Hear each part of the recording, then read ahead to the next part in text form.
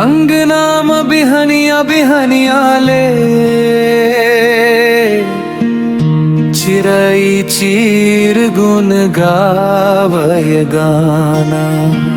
तोर सुरताम भर गे मन हा मया के फूल फूल गे ना।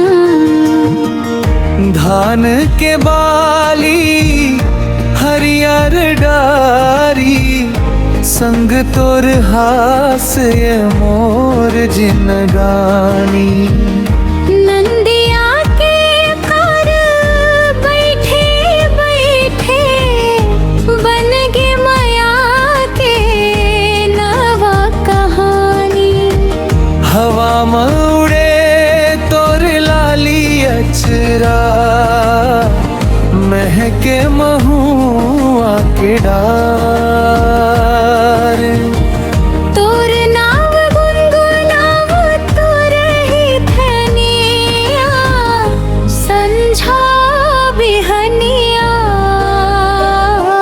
मोर संग चलना संगी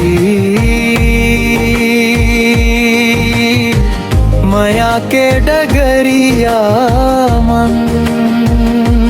हाथ धर के संग संग चलबो माया भरे संसार मन। तोर माया के महक मारे संगी मोर मन उड़ी उड़ी जाए। जैसे सावन के पहली बूंदा सूखा धरती हर मुस्काए। तोर संग जिंदगी सुघर लागे दुख घलो हासत जावये। जन्म जन्म तक दोनों संग रहिबो मोर मने ही गुनगुनाता रहे थे।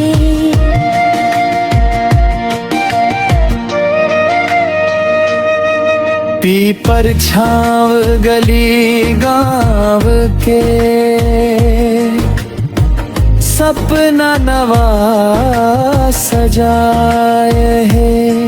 चंदा घलो हासत देखे जोड़ी हमर निहारात है।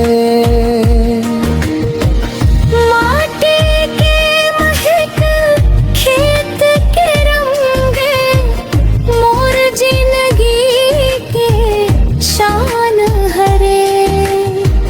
तोर बिना सोना लागे संगी तै मोर पहचान। मांदर बाजे बंसी बाजे नाचे मोर मन।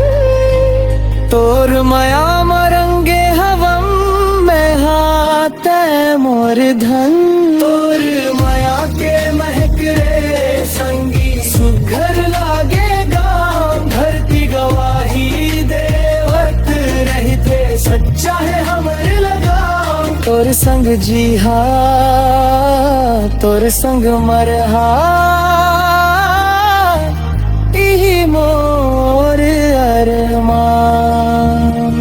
माया हमरा अमर रह संगी